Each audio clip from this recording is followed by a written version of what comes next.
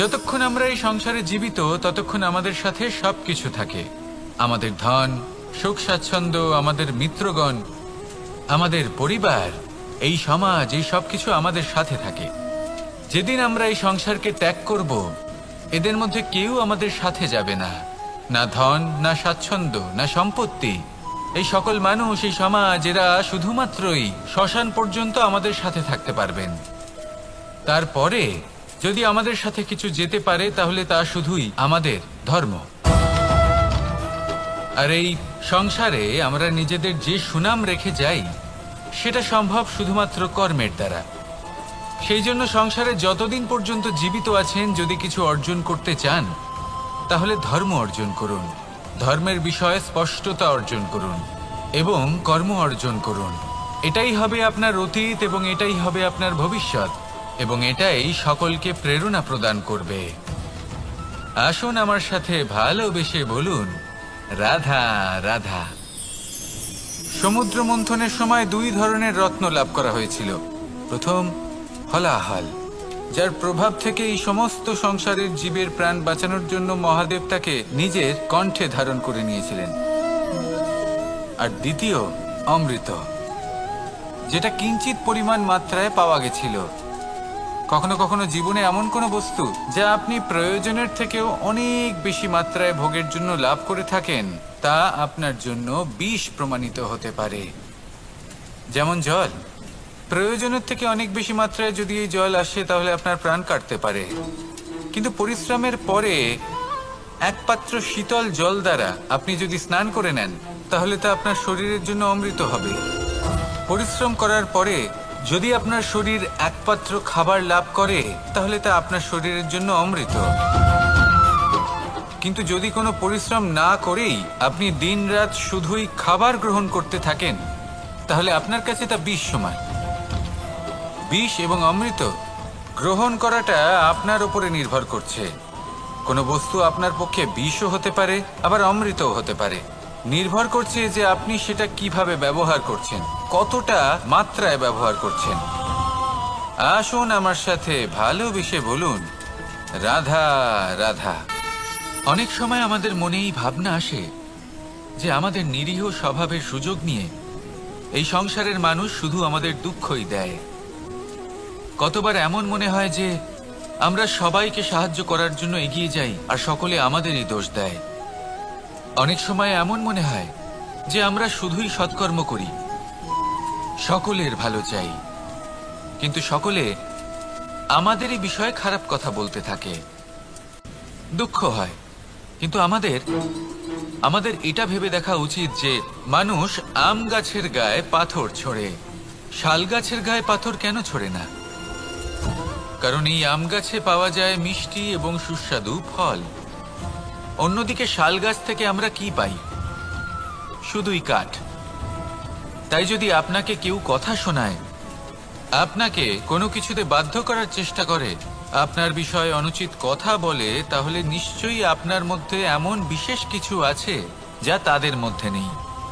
নিজের মধ্যে আত্মবিশ্বাস বাড়িয়ে তুলুন, ধন্যাত্মক ভাব আনুন, সৎকর্ম করতে থাকুন। কোনো কটুতা এই মনে প্রবেশ করতে দেবেন না। এই মন সুপ্রসন্ন হয়ে বলবে, রাধা রাধা।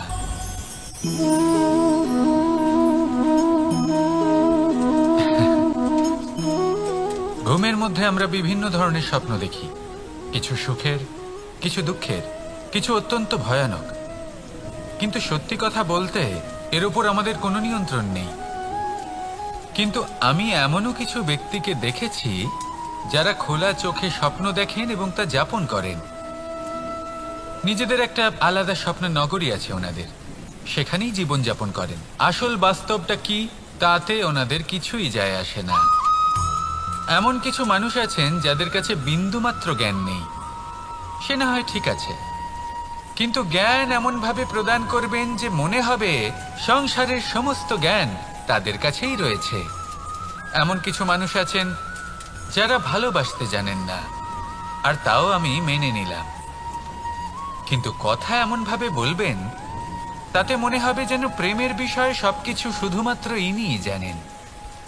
এবার আমি এমন কথা অবশ্যই বলছি না যে আপনি এরকম করেন, কিন্তু যদি কোনো ব্যক্তি এরকম করেন তাহলে তার এটা মাথায় রাখা উচিত যে সেই ব্যক্তি অন্য কারোর সাথে নয়, নিজের সাথে অনুচিত করছেন।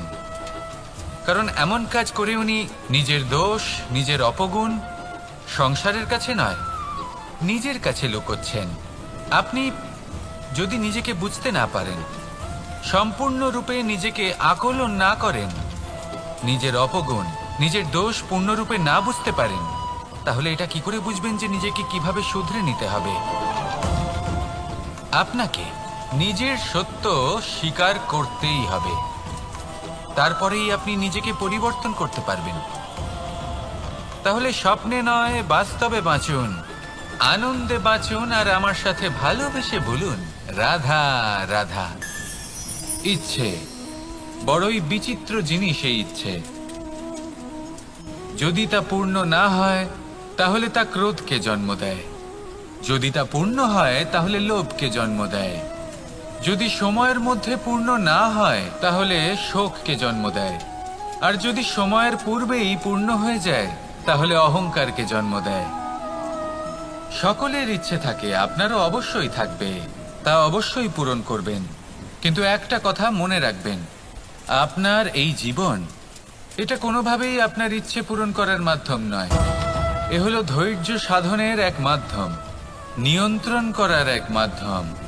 নিয়ন্ত্রণ নিজের কামনার ওপর, নিজের ইচ্ছের ওপর, নিজের আবেগের ওপর। কারণ ইচ্ছে এটা হলো সেই অশ্বের মতো যা একবার লাগাম ছাড়া হয়ে গেলে আপনার হাত থেকে যদি এই লাগাম বেরিয়ে যায় তাহলে তা আপনাকে সোজা বিনাশের পথে নিয়ে যেতে পারে। কিন্তু যদি আপনি একে নিয়ন্ত্রণ করতে পারেন তাহলে এটা আপনাকে সাফল্যের শিখরে অবশ্যই পৌঁছে দিতে পারে। তাহলে ইচ্ছেগুলিকে নিয়ন্ত্রণ করুন আর আমার সাথে ভালোবেসে বলুন রাধা রাধা। আমরা সকলে শক্তি অনুভব করতে চাই। এবার যদি আপনাকে জিজ্ঞেস করা হয় যে সবথেকে বেশি শক্তির অনুভব কোথা থেকে করা সম্ভব, তখন কেউ কেউ বলবেন পুষ্টিকর আহার গ্রহণ করলে, ব্যায়াম করলে, কেউ বলবেন ধন লাভ করলে, বন্ধুদের থেকে, পরিবারের থেকে, আদি ইত্যাদি। এইভাবে আপনি শক্তির অনুভব অবশ্যই করতে পারেন, কিন্তু সবথেকে বেশি শক্তির অনুভব যদি আপনি করতে চান তাহলে তা পাবেন শুধু একতার দ্বারা, সংগঠনের দ্বারা। যদি আপনাকে উদাহরণ দিই, নিজের এই হাতটাকে দেখুন, 5টা আঙুল রয়েছে। কোনো একটা বস্তুকে নিজের একটা আঙুল দ্বারা তুলে ধরার চেষ্টা করে দেখুন, বড়ই কষ্ট হবে। তখন আপনি বুঝতে পারবেন যখন এই 5টি আঙুল একত্রিত হয় তখন কোনো কাজ কতটা সহজ হতে পারে। এটাই হলো শক্তি, একতার। সব থেকে ভালো উদাহরণ যদি আপনাকে দিই তাহলে বাঁশি। এই বাঁশি থেকে অত্যন্ত মধুর সুর নির্গত হয় যা সবার মন প্রসন্ন করে দেয়। এই কথা সত্যি, কিন্তু এই বাঁশি আমি একটা বা দুটো আঙুল দিয়ে বাজাতে পারবো না। আমাকে প্রত্যেকটা আঙুল ব্যবহার করতেই হবে, তবেই এর থেকে মধুর সুর নির্গত হবে যা সকলকে প্রসন্ন করবে, ঠিক কিনা? ঠিক এইভাবেই যদি আপনি চান যে আপনার জীবনরূপী বাঁশি থেকেও মধুর সুর নির্গত হোক বা সবার মনকে প্রসন্ন করে তুলুক, তাহলে আপনাকেও জীবনে একতা নিয়ে আসতেই হবে। আপনি একাও কর্ম করতে পারেন, পথ চলতেও পারেন, সামনেও এগোতে পারেন, সাফল্যও লাভ করতে পারেন। কিন্তু যখন সকলে একসাথে এগোবেন, সেই পথে চলবেন, সেই কর্মই করবেন, তখন লক্ষ্যে অবশ্যই পৌঁছবেন, সাফল্য অবশ্যই লাভ করবেন। কিন্তু সেই সাফল্য এবং তার আনন্দর সংমিশ্রণটাই একটু অন্যরকম হবে। তাই জীবনে ঐক্যবদ্ধ হন, একসাথে মিলে এগোতে থাকুন, আর আমার সাথে ভালোবেসে বলুন রাধা রাধা। আমাদের মধ্যে এমন অনেক মানুষ আছেন যারা বই পড়তে পছন্দ করেন, অনেক মানুষ আছেন যারা ভিন্ন ভিন্ন রকমের কাহিনী পড়েন। এবার পড়তে পড়তে মাঝে এমন একটা অধ্যায় অবশ্যই আসে যা আমাদের হৃদয় স্পর্শ করে যায়। আমরা হৃদয় যন্ত্রণা অনুভব করি, তাও আমরা সেই কাহিনী শেষ পর্যন্ত পড়ি এবং তখন আমরা বুঝতে পারি যে সেই যন্ত্রণাময় অধ্যায়টি কেন এসেছিল, তার থেকে আমরা কি শিক্ষা পেলাম, এবং আমরা অবশেষে লক্ষ্যেও পৌঁছলাম। কিন্তু যদি সেই যন্ত্রণাদায়ক অধ্যায়টিতে আপনি থেমে যান, আপনি যদি এটা ভাবেন যে আমি আর পড়তে পারবো না, তাহলে আপনি জানতেও পারবেন না যে পরবর্তীতে কি হতে চলেছে। এই মন দুঃখে ভরে উঠবে, মনে প্রশ্ন আসতেই থাকে যার উত্তর আমরা পাই না, নিজেদের লক্ষ্য বুঝতেই পারি না। এইভাবেই আমাদের জীবনেও যদি এমন কিছু হয় যা অত্যন্ত দুঃখজনক, যদি এমন কোনো কঠিন অধ্যায় আপনার জীবনে আসে, থামবেন না। তা হলো আপনার জীবনের কাহিনীর একটি যন্ত্রণাদায়ক দুঃখজনক অধ্যায় মাত্র। শেষ পর্যন্ত এই কাহিনীতে টিকে থাকুন, কর্ম করতে থাকুন। আপনি বুঝতে পেরে যাবেন যে এই কঠিন পরিস্থিতি আপনার জীবনে কেন এসেছিল। আপনি শিক্ষাও লাভ করবেন এবং লক্ষ্যও লাভ করবেন। আসুন আমার সাথে ভালোবেসে বলুন, রাধা রাধা। খুব সুন্দর একটা কাহিনী আছে। একবার এক ব্যক্তি নিজের অসফলতার জন্য ত্রস্ত হয়ে সময় দেবতার তপস্যা করতে বসলেন। উনি তপস্যা করলেন এবং সময় দেবতা প্রসন্ন হলেন, মানুষের রূপ ধারণ করে ওনার সামনে প্রকট হলেন। এবার সেই ব্যক্তি ওনাকে জিজ্ঞেস করলেন যে কি এমন আছে যার জন্য আপনি বারবার জয়ী হন আর আমি চিরকাল পরাজিত হয়ে থাকি? কেন এত পরিশ্রম করা সত্ত্বেও আমি সাফল্য লাভ করতে পারি না? তখন সময় দেবতা উত্তর দিলেন যে দিন হোক বা রাত, ঝড় হোক বা ভূমিকম্প, রোদ হোক বা বৃষ্টি হোক, সময়ের সূত্রপাত হোক বা প্রলয়, আমি থামি না, আমি চলতেই থাকি। আর সেই জন্য যিনি থেমে যান তিনি পরাজিত হন আর আমি জয়ী হই। এটাই আমাদের শিখতে হবে।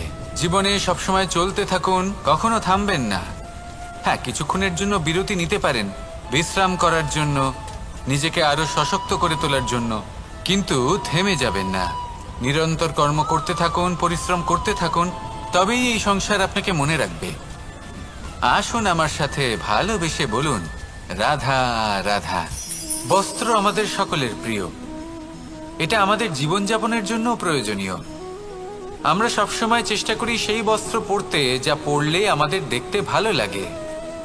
কিন্তু কখনো এই কথা ভেবে দেখেছেন যে কিছু বস্ত্র যদি স্বচ্ছ হয় তাহলে তা পুরনো হলেও দেখতে ভালো লাগে? ঠিক তেমনই যেমন কোনো খাবার যদি মশলাদার না হয়, অত্যন্ত সুস্বাদু নাও হয়, কিন্তু যদি তা গরম হয়, টাটকা হয়, তাহলে খেতে ভালোই লাগে। ঠিক সেইভাবেই যদি কোনো ব্যক্তি সুন্দর নাও হয় কিন্তু তার কথা খুবই মধুর হয়, তাহলে সেই ব্যক্তি সকলের প্রিয় হয়। কোনো ব্যক্তি যদি ধনবান নাও হন কিন্তু তিনি যদি গুণী হন, তাহলে এই সংসারে সম্মান লাভ করেন। সেই জন্য কখনো এই বিষয়ে দুঃখ পাবেন না যে আপনার কাছে ভৌতিক স্বাচ্ছন্দ্য নেই। আপনার কাছে সব থেকে বড় বস্তু, সব থেকে মূল্যবান বস্তু যেটা আছে সেটা হলো আপনার আত্মা, আপনার মন, আপনার বিচারধারা, আপনার গুণ, আপনার কথা। এগুলো সবসময় শুভ রাখুন এবং সবসময় নিজের সাথে রাখুন। এই জীবন সফল হবে এবং প্রেমময় হয়ে বলে উঠবে, রাধা রাধা। মানুষের জীবন বড়ই বিচিত্র হয়। যেই মুহূর্তে জন্ম নেয় একটা প্রতিস্পর্ধায় প্রবেশ করতে থাকে। মানুষ জন্ম নেয় আর প্রতিস্পর্ধা শুরু হয়ে যায় ভাই এবং বোনের মধ্যে সর্বশ্রেষ্ঠ হবার, সবার থেকে এগিয়ে থাকার। তারপরে সে যায় গুরুকুলে, নিজের বন্ধুদের মধ্যে সর্বশ্রেষ্ঠ হওয়ার প্রতিস্পর্ধা শুরু হয়। এবার সেখান থেকে বাইরে বেরিয়ে সংসার জীবনে প্রবেশ করে ধন উপার্জনের প্রতিস্পর্ধা শুরু হয়। তা সে যুদ্ধই হোক বা কলা হোক, এই প্রতিস্পর্ধা কখনোই আমাদের পিছু ছাড়ে না। তাই যদি প্রতিস্পর্ধা করতেই হয় তাহলে আমরা মানুষকে সাহায্য করার প্রতিস্পর্ধা কেন করব না? এমন এক প্রতিস্পর্ধা যাতে যে কেউ জিতুক বা যে কেউ হারুক না কেন, লাভ সকলের হবে। সকলের মধ্যে প্রেম বিতরণ করতে থাকুন, এইভাবেই আনন্দ বিতরণ করতে থাকুন। আর আমার সাথে ভালোবেসে বলুন, রাধা রাধা। এবার এই পুরুষার্থের বিষয়ে আপনারা অবশ্যই শুনেছেন, মোক্ষ, চতুর্থ পুরুষার্থ। আপনারা কি জানেন এই মোক্ষ আসলে কি? ধর্ম, অর্থ, কামনার পালন করতে করতে মৃত্যু লাভ করা, এটাই কি মোক্ষ? না, মোক্ষ হলো সেটাই যা জন্ম এবং মৃত্যুর ঊর্ধ্বে। প্রত্যেক ব্যক্তি, প্রত্যেক জীবই সংসারে কোনো না কোনো বিশেষ প্রয়োজনে আসে। ধর্মপথে সৎপথে অর্থ উপার্জন করা, প্রয়োজনকে পূর্ণ করার চেষ্টা করতে করতে সেই প্রয়োজনকে পূর্ণ করা তাকে মুক্তির পথে নিয়ে যায়, যা হলো মোক্ষ। যদি এই মোক্ষ লাভ না হয় তাহলে মানুষ জন্ম এবং মৃত্যুর এই চক্রে বারবার ফিরে আসবে। তাই নিঃস্বার্থভাবে সদ্ভাব নিয়ে কর্ম করুন, সকলকে ভালোবাসুন, আর আমার সাথে বলুন রাধা রাধা। জল এ হলো জীবনের আধার পঞ্চতত্ত্বের মধ্যে একটি, আর অত্যন্ত বিশেষ। এর থেকে অনেক বড় শিক্ষা পাওয়া যায়। এই জল গন্তব্যের বিষয়ে এর স্পষ্ট ধারণা আছে। ও জানে ওর লক্ষ্য কি, আর প্রয়াস করে ততদূর সে পৌঁছেও যায়।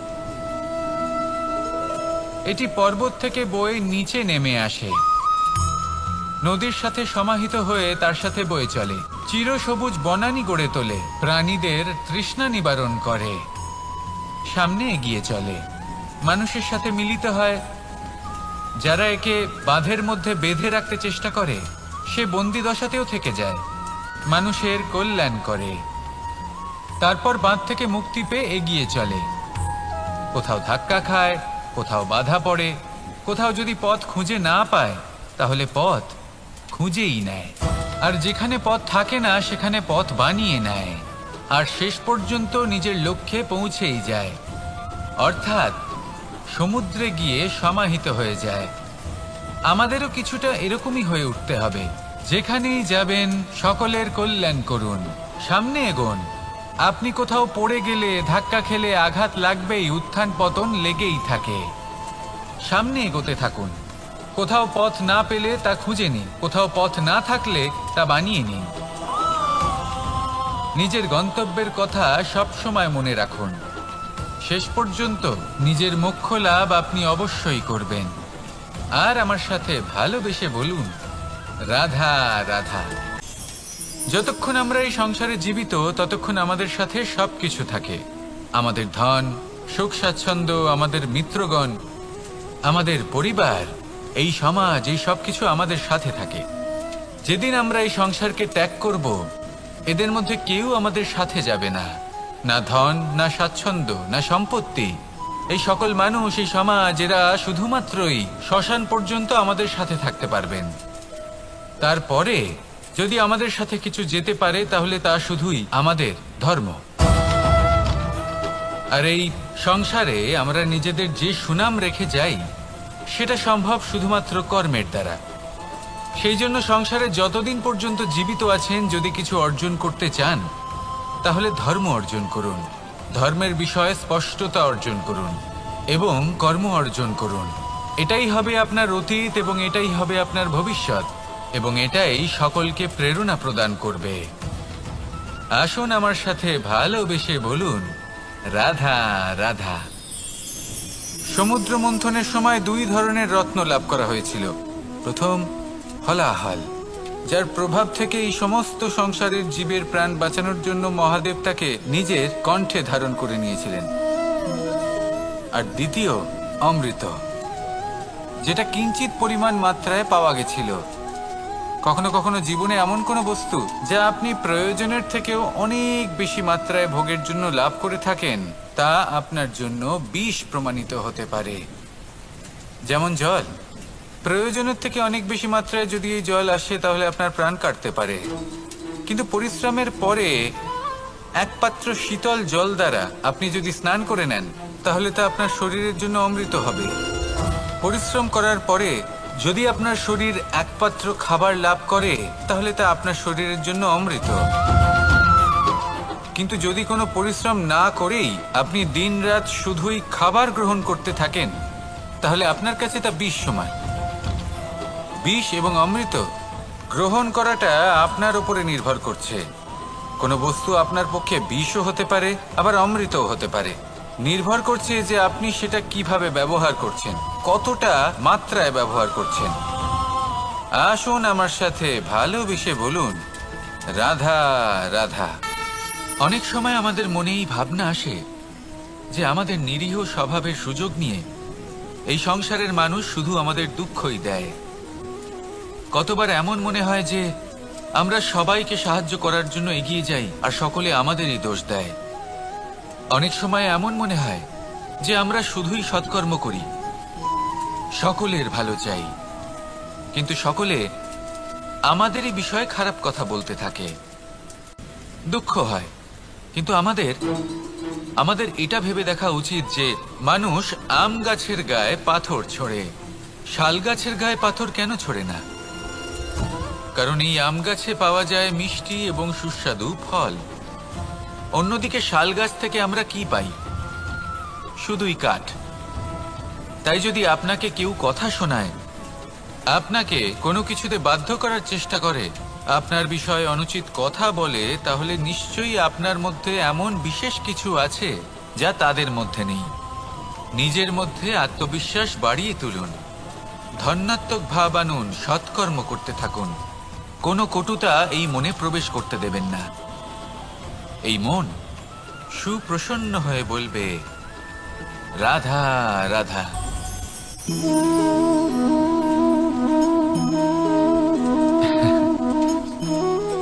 ঘুমের মধ্যে আমরা বিভিন্ন ধরনের স্বপ্ন দেখি, কিছু সুখের, কিছু দুঃখের, কিছু অত্যন্ত ভয়ানক।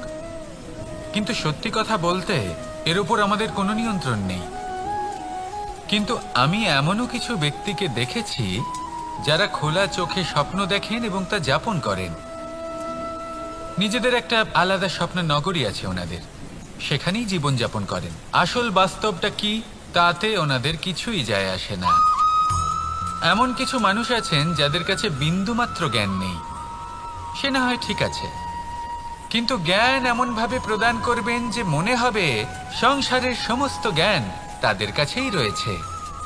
এমন কিছু মানুষ আছেন যারা ভালোবাসতে জানেন না, আর তাও আমি মেনে নিলাম, কিন্তু কথা এমনভাবে বলবেন তাতে মনে হবে যেন প্রেমের বিষয়ে সবকিছু শুধুমাত্র ইনিই জানেন।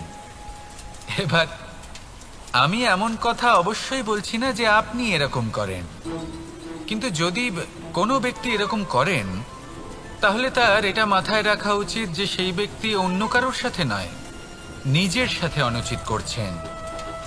কারণ এমন কাজ করে উনি নিজের দোষ, নিজের অপগুণ সংসারের কাছে নয়, নিজের কাছে লুকোচ্ছেন।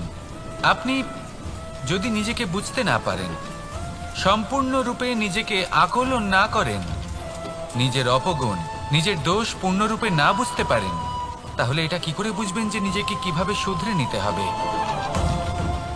আপনাকে নিজের সত্য স্বীকার করতেই হবে, তারপরেই আপনি নিজেকে পরিবর্তন করতে পারবেন। তাহলে স্বপ্নে নয়, বাস্তবে বাঁচুন, আনন্দে বাঁচুন, আর আমার সাথে ভালোবেসে বলুন, রাধা রাধা। ইচ্ছে বড়ই বিচিত্র জিনিস। এই ইচ্ছে যদি তা পূর্ণ না হয় তাহলে তা ক্রোধকে জন্ম দেয়, যদি তা পূর্ণ হয় তাহলে লোভকে জন্ম দেয়, যদি সময়ের মধ্যে পূর্ণ না হয় তাহলে শোককে জন্ম দেয়, আর যদি সময়ের পূর্বেই পূর্ণ হয়ে যায় তাহলে অহংকারকে জন্ম দেয়। সকলের ইচ্ছে থাকে, আপনারও অবশ্যই থাকবে, তা অবশ্যই পূরণ করবেন। কিন্তু একটা কথা মনে রাখবেন, আপনার এই জীবন এটা কোনোভাবেই আপনার ইচ্ছে পূরণ করার মাধ্যম নয়। এ হলো ধৈর্য সাধনের এক মাধ্যম, নিয়ন্ত্রণ করার এক মাধ্যম। নিয়ন্ত্রণ নিজের কামনার ওপর, নিজের ইচ্ছের ওপর, নিজের আবেগের ওপর। কারণ ইচ্ছে এটা হলো সেই অশ্বের মতো যা একবার লাগাম ছাড়া হয়ে গেলে আপনার হাত থেকে যদি এই লাগাম বেরিয়ে যায় তাহলে তা আপনাকে সোজা বিনাশের পথে নিয়ে যেতে পারে। কিন্তু যদি আপনি একে নিয়ন্ত্রণ করতে পারেন তাহলে এটা আপনাকে সাফল্যের শিখরে অবশ্যই পৌঁছে দিতে পারে। তাহলে ইচ্ছেগুলিকে নিয়ন্ত্রণ করুন আর আমার সাথে ভালোবেসে বলুন, রাধা রাধা। আমরা সকলে শক্তি অনুভব করতে চাই। এবার যদি আপনাকে জিজ্ঞেস করা হয় যে সবথেকে বেশি শক্তির অনুভব কোথা থেকে করা সম্ভব, তখন কেউ কেউ বলবেন পুষ্টিকর আহার গ্রহণ করলে, ব্যায়াম করলে, কেউ বলবেন ধন লাভ করলে, বন্ধুদের থেকে, পরিবারের থেকে, আদি ইত্যাদি। এইভাবে আপনি শক্তির অনুভব অবশ্যই করতে পারেন, কিন্তু সবথেকে বেশি শক্তির অনুভব যদি আপনি করতে চান তাহলে তা পাবেন শুধু একতার দ্বারা, সংগঠনের দ্বারা। যদি আপনাকে উদাহরণ দিই, নিজের এই হাতটাকে দেখুন, 5টা আঙুল রয়েছে। কোনো একটা বস্তুকে নিজের একটা আঙুল দ্বারা তুলে ধরার চেষ্টা করে দেখুন, বড়ই কষ্ট হবে। তখন আপনি বুঝতে পারবেন যখন এই 5টি আঙুল একত্রিত হয় তখন কোনো কাজ কতটা সহজ হতে পারে। এটাই হলো শক্তি, একতার। সব থেকে ভালো উদাহরণ যদি আপনাকে দিই তাহলে বাঁশি। এই বাঁশি থেকে অত্যন্ত মধুর সুর নির্গত হয় যা সবার মন প্রসন্ন করে দেয়। এই কথা সত্যি, কিন্তু এই বাঁশি আমি একটা বা দুটো আঙুল দিয়ে বাজাতে পারবো না। আমাকে প্রত্যেকটা আঙুল ব্যবহার করতেই হবে, তবেই এর থেকে মধুর সুর নির্গত হবে যা সকলকে প্রসন্ন করবে, ঠিক কিনা? ঠিক এইভাবেই যদি আপনি চান যে আপনার জীবনরূপী বাঁশি থেকেও মধুর সুর নির্গত হোক বা সবার মনকে প্রসন্ন করে তুলুক, তাহলে আপনাকেও জীবনে একতা নিয়ে আসতেই হবে। আপনি একাও কর্ম করতে পারেন, পথ চলতেও পারেন, সামনেও এগোতে পারেন, সাফল্যও লাভ করতে পারেন। কিন্তু যখন সকলে একসাথে এগোবেন, সেই পথে চলবেন, সেই কর্মই করবেন, তখন লক্ষ্যে অবশ্যই পৌঁছবেন, সাফল্য অবশ্যই লাভ করবেন। কিন্তু সেই সাফল্য এবং তার আনন্দর সংমিশ্রণটাই একটু অন্যরকম হবে। তাই জীবনে ঐক্যবদ্ধ হন, একসাথে মিলে এগোতে থাকুন, আর আমার সাথে ভালোবেসে বলুন, রাধা রাধা। আমাদের মধ্যে এমন অনেক মানুষ আছেন যারা বই পড়তে পছন্দ করেন, অনেক মানুষ আছেন যারা ভিন্ন ভিন্ন রকমের কাহিনী পড়েন। এবার পড়তে পড়তে মাঝে এমন একটা অধ্যায় অবশ্যই আসে যা আমাদের হৃদয় স্পর্শ করে যায়। আমরা হৃদয় যন্ত্রণা অনুভব করি, তাও আমরা সেই কাহিনী শেষ পর্যন্ত পড়ি এবং তখন আমরা বুঝতে পারি যে সেই যন্ত্রণাময় অধ্যায়টি কেন এসেছিল, তার থেকে আমরা কি শিক্ষা পেলাম, এবং আমরা অবশেষে লক্ষ্যেও পৌঁছলাম। কিন্তু যদি সেই যন্ত্রণাদায়ক অধ্যায়টিতে আপনি থেমে যান, আপনি যদি এটা ভাবেন যে আমি আর পড়তে পারবো না, তাহলে আপনি জানতেও পারবেন না যে পরবর্তীতে কি হতে চলেছে। এই মন দুঃখে ভরে উঠবে, মনে প্রশ্ন আসতেই থাকে যার উত্তর আমরা পাই না, নিজেদের লক্ষ্য বুঝতেই পারি না। এইভাবেই আমাদের জীবনেও যদি এমন কিছু হয় যা অত্যন্ত দুঃখজনক, যদি এমন কোনো কঠিন অধ্যায় আপনার জীবনে আসে, থামবেন না। তা হলো আপনার জীবনের কাহিনীর একটি যন্ত্রণাদায়ক, দুঃখজনক অধ্যায় মাত্র। শেষ পর্যন্ত এই কাহিনীতে টিকে থাকুন, কর্ম করতে থাকুন। আপনি বুঝতে পেরে যাবেন যে এই কঠিন পরিস্থিতি আপনার জীবনে কেন এসেছিল। আপনি শিক্ষাও লাভ করবেন এবং লক্ষ্যও লাভ করবেন। আসুন আমার সাথে ভালোবেসে বলুন, রাধা রাধা। খুব সুন্দর একটা কাহিনী আছে। একবার এক ব্যক্তি নিজের অসফলতার জন্য ত্রস্ত হয়ে সময় দেবতার তপস্যা করতে বসলেন। উনি তপস্যা করলেন এবং সময় দেবতা প্রসন্ন হলেন, মানুষের রূপ ধারণ করে ওনার সামনে প্রকট হলেন। এবার সেই ব্যক্তি ওনাকে জিজ্ঞেস করলেন যে কি এমন আছে যার জন্য আপনি বারবার জয়ী হন আর আমি চিরকাল পরাজিত হয়ে থাকি? কেন এত পরিশ্রম করা সত্ত্বেও আমি সাফল্য লাভ করতে পারি না? তখন সময় দেবতা উত্তর দিলেন যে দিন হোক বা রাত, ঝড় হোক বা ভূমিকম্প, রোদ হোক বা বৃষ্টি হোক, সময়ের সূত্রপাত হোক বা প্রলয়, আমি থামি না, আমি চলতেই থাকি। আর সেই জন্য যিনি থেমে যান তিনি পরাজিত হন আর আমি জয়ী হই। এটাই আমাদের শিখতে হবে। জীবনে সবসময় চলতে থাকুন, কখনো থামবেন না। হ্যাঁ, কিছুক্ষণের জন্য বিরতি নিতে পারেন, বিশ্রাম করার জন্য, নিজেকে আরো সশক্ত করে তোলার জন্য, কিন্তু থেমে যাবেন না। নিরন্তর কর্ম করতে থাকুন, পরিশ্রম করতে থাকুন, তবেই এই সংসার আপনাকে মনে রাখবে।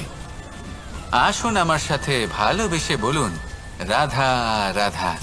বস্ত্র আমাদের সকলের প্রিয়, এটা আমাদের জীবনযাপনের জন্য প্রয়োজনীয়। আমরা সবসময় চেষ্টা করি সেই বস্ত্র পরতে যা পরলে আমাদের দেখতে ভালো লাগে। কিন্তু কখনো এই কথা ভেবে দেখেছেন যে কিছু বস্ত্র যদি স্বচ্ছ হয় তাহলে তা পুরনো হলেও দেখতে ভালো লাগে? ঠিক তেমনই যেমন কোনো খাবার যদি মশলাদার না হয়, অত্যন্ত সুস্বাদু নাও হয়, কিন্তু যদি তা গরম হয়, টাটকা হয়, তাহলে খেতে ভালোই লাগে। ঠিক সেইভাবেই যদি কোনো ব্যক্তি সুন্দর নাও হয় কিন্তু তার কথা খুবই মধুর হয়, তাহলে সেই ব্যক্তি সকলের প্রিয় হয়। কোনো ব্যক্তি যদি ধনবান নাও হন কিন্তু তিনি যদি গুণী হন, তাহলে এই সংসারে সম্মান লাভ করেন। সেই জন্য কখনো এই বিষয়ে দুঃখ পাবেন না যে আপনার কাছে ভৌতিক স্বাচ্ছন্দ্য নেই। আপনার কাছে সব থেকে বড় বস্তু, সব থেকে মূল্যবান বস্তু যেটা আছে সেটা হলো আপনার আত্মা, আপনার মন, আপনার বিচারধারা, আপনার গুণ, আপনার কথা। এগুলো সবসময় শুভ রাখুন এবং সবসময় নিজের সাথে রাখুন। এই জীবন সফল হবে এবং প্রেমময় হয়ে বলে উঠবে, রাধা রাধা। মানুষের জীবন বড়ই বিচিত্র হয়। যেই মুহূর্তে জন্ম নেয় একটা প্রতিস্পর্ধায় প্রবেশ করতে থাকে।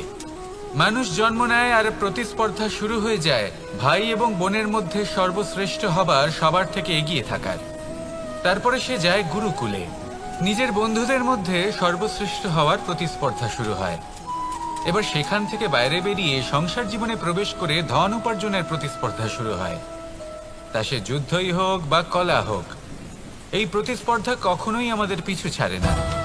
তাই যদি প্রতিস্পর্ধা করতেই হয়, তাহলে আমরা মানুষকে সাহায্য করার প্রতিস্পর্ধা কেন করব না? এমন এক প্রতিস্পর্ধা যাতে যে কেউ জিতুক বা যে কেউ হারুক না কেন, লাভ সকলের হবে। সকলের মধ্যে প্রেম বিতরণ করতে থাকুন, এইভাবেই আনন্দ বিতরণ করতে থাকুন, আর আমার সাথে ভালোবেসে বলুন, রাধা রাধা। এবার এই পুরুষার্থের বিষয়ে আপনারা অবশ্যই শুনেছেন, মোক্ষ, চতুর্থ পুরুষার্থ। আপনারা কি জানেন এই মোক্ষ আসলে কি? ধর্ম, অর্থ, কামনার পালন করতে করতে মৃত্যু লাভ করা, এটাই কি মোক্ষ? না, মোক্ষ হলো সেটাই যা জন্ম এবং মৃত্যুর ঊর্ধ্বে। প্রত্যেক ব্যক্তি, প্রত্যেক জীবই সংসারে কোনো না কোনো বিশেষ প্রয়োজনে আসে।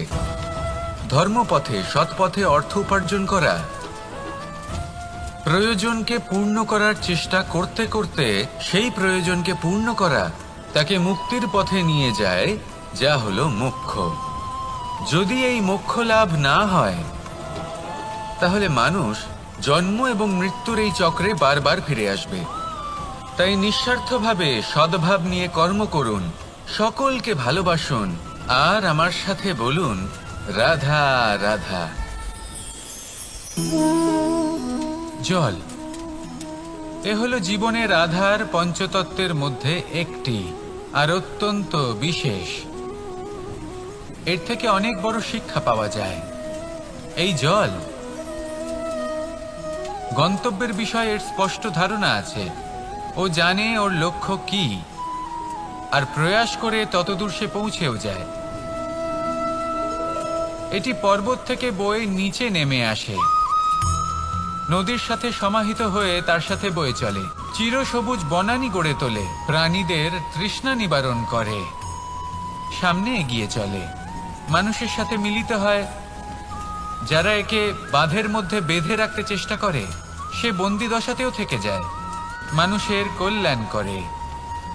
তারপর বাঁধ থেকে মুক্তি পেয়ে এগিয়ে চলে, কোথাও ধাক্কা খায়, কোথাও বাধা পড়ে, কোথাও যদি পথ খুঁজে না পায়, তাহলে পথ খুঁজেই নেয়, আর যেখানে পথ থাকে না সেখানে পথ বানিয়ে নেয়, আর শেষ পর্যন্ত নিজের লক্ষ্যে পৌঁছেই যায়, অর্থাৎ সমুদ্রে গিয়ে সমাহিত হয়ে যায়। আমাদেরও কিছুটা এরকমই হয়ে উঠতে হবে। যেখানেই যাবেন সকলের কল্যাণ করুন, সামনে এগোন। আপনি কোথাও পড়ে গেলে, ধাক্কা খেলে আঘাত লাগবেই, উত্থান পতন লেগেই থাকে। সামনে এগোতে থাকুন। কোথাও পথ না পেলে তা খুঁজে নিন, কোথাও পথ না থাকলে তা বানিয়ে নিন। নিজের গন্তব্যের কথা সব সময় মনে রাখুন। শেষ পর্যন্ত নিজের মোক্ষ লাভ আপনি অবশ্যই করবেন। আর আমার সাথে ভালোবেসে বলুন, রাধা রাধা। লক্ষ্যে পৌঁছানো অত্যন্ত কঠিন হয়। কেউ ভাবেন যে কেন এত কঠিন হয়, কেন এত কষ্ট করতে হয় লক্ষ্যে পৌঁছানোর জন্য। এই লক্ষ্য সরলভাবে কেন আমার কাছে চলে আসে না? চলুন আপনাকে একটা কথা বলি। যদি আপনার লক্ষ্য কঠিন না হয় তাহলে তাকে পাওয়া আপনার পক্ষে অসম্ভব হয়ে উঠবে। লক্ষ্যে পৌঁছানোর এই রাস্তায় আপনি যে কড়া রোদের সম্মুখীন হন, যার থেকে আপনি দূরে পালাতে চান, সেই রোদ আপনাকে প্রেরণা যোগায় যে আপনি এগোতে থাকুন। ভাবুন একজন যাত্রী যে কিনা নিজের লক্ষ্যের দিকে যাচ্ছেন, সেই পথে উনি যদি একটু ছায়া পেয়ে যান আর উনি ওখানে বিশ্রাম নেন, তাহলে তার সাথে তার ভাগ্য গভীর নিদ্রায় সেখানে বিলীন হয়ে যায়। তাই পরিশ্রমের করা রোদের থেকে কখনো দূরে পালাবেন না। জীবনে শুধু সামনে এগোতে থাকুন দৃঢ়তার সাথে। আর লক্ষ্য সরল হোক, কঠিন হোক বা অত্যাধিক কঠিন হোক, একটা কথা মনে রাখবেন, যে জীবনের লক্ষ্যে পৌঁছতে পেরেছে সে লক্ষ্য প্রাপ্তির জন্য আফসোস কখনোই করে না। রাধা রাধা। এই সংসারে সাফল্য লাভ করার জন্য জ্ঞানের প্রয়োজন হয়, পরিশ্রমের প্রয়োজন হয়, দৃঢ় নিষ্ঠার প্রয়োজন হয়, নিরন্তর চেষ্টা করা প্রয়োজনীয়। কিন্তু আরো কিছু আছে যা অত্যন্ত প্রয়োজনীয় এবং গুরুত্বপূর্ণ। তা হলো ভালো বন্ধু। তাদের থাকা অত্যন্ত প্রয়োজনীয়। যদি ভালো বন্ধু থাকে তাহলে সময় এলে তারা ঢাল হয়ে আপনাকে সুরক্ষা করবেন। সময় এলে অস্ত্রের মতো শত্রুকে সংহারও করবেন। যদি তিনি জ্ঞানী হন, তাদের মধ্যে সদ্গুণ থাকে, তাহলে এই সব গুণ আপনার মধ্যেও প্রবেশ করবে। তাহলে সাফল্যের জন্য ভালো বন্ধু পাওয়া অত্যন্ত প্রয়োজনীয়। কিন্তু শুধু বন্ধু কেন, ভালো শত্রুও থাকা প্রয়োজনীয়। এবার আপনি ভাববেন, এ আমি কি বললাম? যদি আপনার জীবনেও ভালো অর্থাৎ শক্তিশালী শত্রু থাকে, তাহলে আপনিও শক্তিশালী হতে থাকবেন। এই শত্রু আপনাকে প্রেরিত করবে আরো বেশি শক্তিশালী হয়ে ওঠার। কখনো কোনো হরিণকে দেখুন, তীব্র গতিতে দৌড়তে থাকে। কেন তীব্র গতিতে দৌড়য়? এই কারণে নয় যে কোথাও তার জন্য মধুর ঘাস অপেক্ষা করে রয়েছে, না। সে এই কারণে তীব্র গতিতে দৌড়য় কারণ সেটা না করলে তার পেছনে একটি সিংহ আছে যে ওকে নিজের ভোজন করে ফেলবে। তাই জীবনে বিপদ, সংকট, এই সবকিছুও হলো অত্যন্ত গুরুত্বপূর্ণ। তার সম্মুখীন হতে শিখুন আর আমার সাথে ভালোবেসে বলুন, রাধা রাধা। ধৈর্য। এই ধৈর্য কি কোনো গুণ, কোনো অনুভূতি, কোনো দৃষ্টিভঙ্গি? আমার জন্য ধৈর্য এক বাহন। আপনি হয়তো ভাবছেন, এ কেমন বাহন? বাহন তো ঘোড়া হতে পারে, হাতি হতে পারে, উটও হতে পারে, কিন্তু ধৈর্যকে বাহন বানানো মানে? চলুন আপনাকে একটা কথা বোঝাই। পৃথিবীতে এমন কোনো বাহন নেই যে তার আরোহীকে আছড়ে ফেলেনি। সেটা উট হোক বা হাতি হোক বা ঘোড়া হোক, চলতে চলতে কখনো নড়বড় করেই বসে। তারপর সেই আরোহী পড়ে কারোর পায়, তারপর পড়ে তার নিজের নজরে। কিন্তু ধৈর্যরূপী বাহন কখনো কাউকে ফেলে না, কখনো না। না সেই আরোহী কারোর পায়ে পড়ে আর না তো নিজের নজরে। কারণ ধৈর্য আপনাকে বিবেক প্রদান করে, বিবেক আপনাকে পরিকল্পনায় সাহায্য করে, আর পরিকল্পনা প্রদান করে আপনাকে শক্তি, আপনার লক্ষ্যের দিকে অগ্রসর হওয়ার। বুঝলেন? ধৈর্যকে সঙ্গে রাখুন, নিজেকে আরো ধৈর্যশীল করে তুলুন। এই ধৈর্যের সাহায্যে আরোহণ করে দেখুন কিভাবে এই বাহন আপনাকে আপনার গন্তব্যে পৌঁছে দেবে। রাধা রাধা। সংসারে এমন একটা ভ্রান্ত ধারণা রয়েছে যে সবকিছু ভাগ্যের দ্বারা পাওয়া যায়। কিন্তু ভাগ্য, প্রারব্ধ, এ তো সকলের জন্যই সমান হয়। এটা তো ব্যক্তির উপরে নির্ভরশীল হয়, তার আকাঙ্ক্ষার উপরে নির্ভরশীল হয়, বাসনার উপরে নির্ভরশীল হয়, স্বভাবের উপরে নির্ভরশীল হয় যে উনি সেটা নিয়ে কি করেন। দেখুন, এই প্রসাদ কিন্তু সকলকেই দেওয়া হয়, কিন্তু তা গ্রহণ করবেন কিভাবে সেটা ব্যক্তির উপরে নির্ভর করে। আপনাকে এক উদাহরণ দিই। যেমন ধরুন, দুজন মানুষকে আমি একটা করে মাটির ডেলা দিলাম, সেটা নিয়ে তারা কি করবেন? একজন মানুষ তার ছোট ছোট ডেলা বানাবেন আর পথযাত্রীদের ওপরে ছুঁড়ে মারবেন, হাসি ঠাট্টা করবেন, তাদের বস্ত্র নোংরা করে দেবেন, সেটাতেই উনি আনন্দ পাবেন। অন্যদিকে দ্বিতীয় ব্যক্তি সেই মাটির ডেলা দিয়েই নিজের জন্য একটা কুঁড়ে ঘর বানাবেন। সেই কুঁড়ে ঘর যা রোদেতে, বৃষ্টিতে, ঝড়ে তাকে সুরক্ষিত রাখবে। অনুভূতি, এই অনুভূতি বদলাতে শিখুন। এই অনুভূতি অত্যন্ত গুরুত্বপূর্ণ। ভালোবাসাতেও এই অনুভূতি হলো অত্যন্ত গুরুত্বপূর্ণ। ভালোবাসা সে বন্ধুর সাথে হোক, মা বাবার সাথে হোক, ভাই বোনের সাথে হোক, স্ত্রীর সাথে হোক, যে কারোর সাথে হোক। মনে রাখবেন, এই হলো সেই অনুভূতি যা আপনার ভাগ্য নির্ধারণ করে থাকে। তাহলে আসুন আমার সাথে প্রেমের অনুভূতি নিয়ে বলুন, রাধা রাধা।